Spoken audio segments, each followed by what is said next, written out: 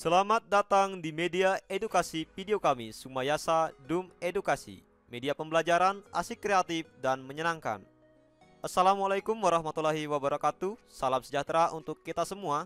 Om Swastiastu, Namo Buddhaya, salam kebajikan. Pada kesempatan ini kita akan belajar bersama mengenai materi yang berhubungan dengan kisi-kisi materi P3K, yang di dalamnya meliputi kompetensi manajerial, kompetensi teknis, kompetensi sosiokultural, dan kompetensi wawancara. Burung beo, burung belibis, buah naga dimakan ulat. Tonton videonya sampai habis, semoga bermanfaat. Namun sebelum lanjut, mari kita sama-sama berdoa sejenak agar kita diberikan kemudahan dan kelancaran di dalam belajar. Dan jangan lupa, mari sama-sama kita dukung dan kita bangun channel ini, klik subscribe, like, dan share agar video ini memberikan manfaat untuk kita bersama. Kisi-kisi materi P3K keguruan. Untuk materi P3K keguruan ini meliputi 4 kompetensi utama. Yang pertama yaitu kompetensi manajerial, yang kedua kompetensi sosial kultural, dan yang ketiga kompetensi teknis, yang keempat kompetensi wawancara. Kompetensi manajerial merupakan pengetahuan, keterampilan, sikap, dan perilaku yang dapat diamati, diukur, dan dikembangkan untuk memimpin dan mengelola unit organisasi.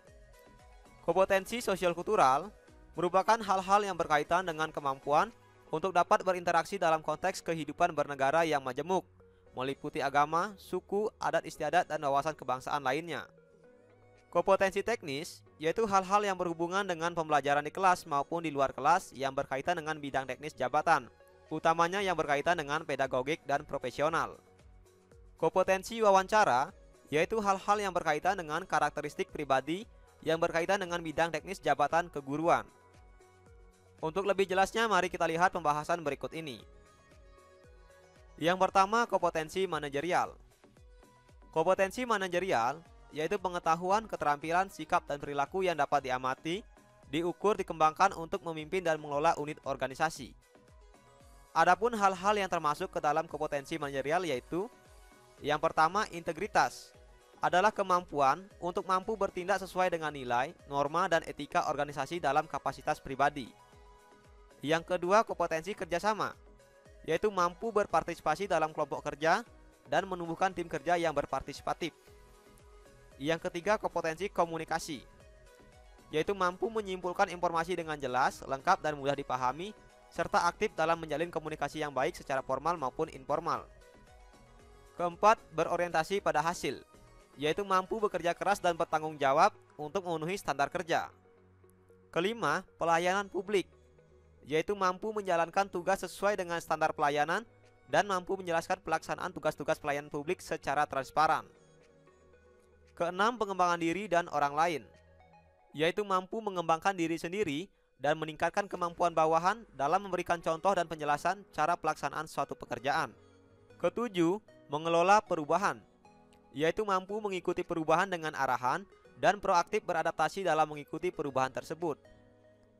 Dan yang kedelapan yaitu pengambilan keputusan adalah kemampuan untuk mampu mengumpulkan informasi untuk bertindak sesuai dengan kewenangan dan juga mampu menganalisis masalah secara mendalam dan mencari pemecahan masalah tersebut. Nah, inilah 8 hal yang berhubungan dengan kompetensi manajerial yang harus kita persiapkan dari sekarang. Selanjutnya yang kedua yaitu kompetensi teknis. Kompetensi teknis merupakan pengetahuan, keterampilan, dan sikap atau perilaku yang dapat diamati, diukur, dan dikembangkan.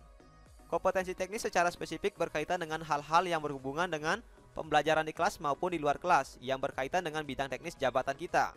Dalam hal ini yaitu bidang teknis jabatan keguruan. Kompetensi teknis ini meliputi 3 hal. Yang pertama yaitu kompetensi wajib, yang kedua kompetensi inti, dan yang ketiga kompetensi pendukung. Berdasarkan Permendikbud nomor 16 tahun 2007 tentang standar kualifikasi akademik dan kompetensi guru yang terdiri atas 4 macam kompetensi teknik, yaitu kompetensi pedagogi, kompetensi profesional, kompetensi sosial, dan kompetensi kepribadian. Dengan kata lain, ketiga kompetensi yang meliputi kompetensi wajib, kompetensi inti, dan kompetensi pendukung merupakan kompetensi yang berhubungan dengan Permendikbud nomor 16 tahun 2007 ini.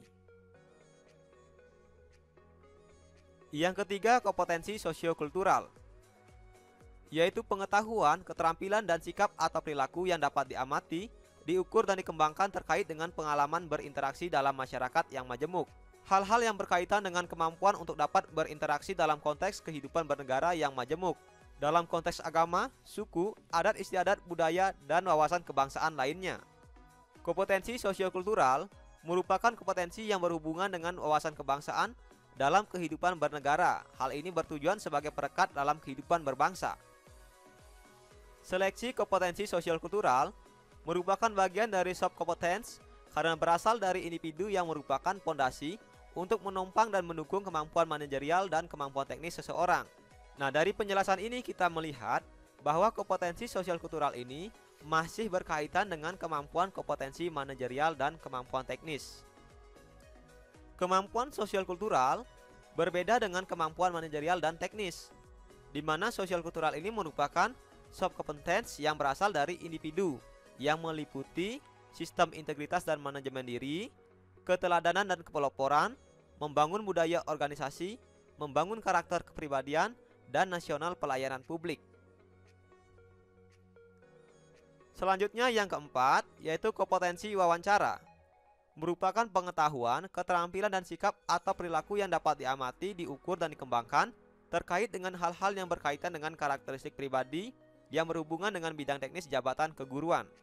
Kompetensi wawancara ini memiliki beberapa tujuan, yaitu tujuan umum dan tujuan khusus. Tujuan umum dari tes wawancara ini yaitu untuk mengetahui kompetensi guru secara umum.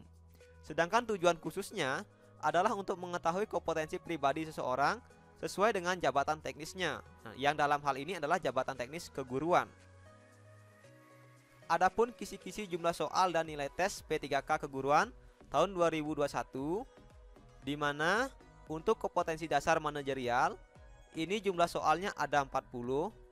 Untuk kompetensi sosial kultural memiliki jumlah soal 10. Kompetensi teknis memiliki jumlah soal 40. Kompetensi wawancara memiliki jumlah soal 10. Waktu yang diberikan untuk mengerjakan keempat kompetensi ini yaitu 120 menit. Selanjutnya, passing grade nilai tes P3K keguruan tahun 2021 dari jumlah soal masing-masing, yaitu untuk kompetensi dasar manajerial dengan jumlah soal 40 butir. Ini jika kita menjawab betul, setiap satu butir soal itu memperoleh skor 1. Sehingga jika kita menjawab betul ke 40 soal, maka nilai yang kita dapatkan yaitu 40.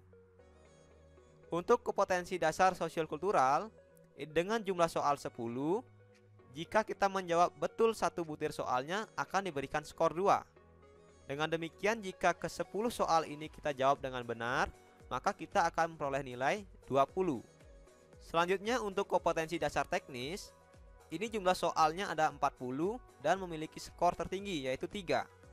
Setiap satu butir jawaban soal betul ini memperoleh skor 3. Dengan demikian jika ke 40 butir soal ini kita bisa menjawab benar, maka nilai yang kita dapatkan yaitu 120. Dan kompetensi teknis wawancara dengan soal 10 ini memperoleh skor dari 1 sampai 3. Kurang lebih seperti ini.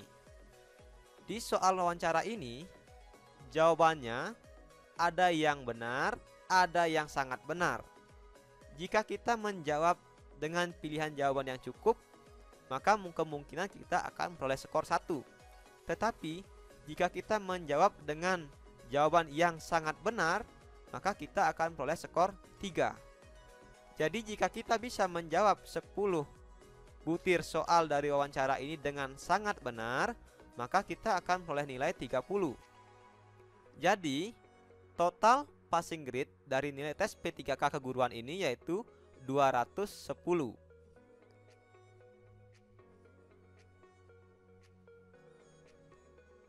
Itulah tadi kisi-kisi materi P3K yang sudah kita bahas bersama. Semoga apa yang kita bahas pada kesempatan ini dapat memberikan gambaran kepada teman-teman untuk mempersiapkan diri dalam mengikuti pelaksanaan tes P3K pada tahun 2021 nanti.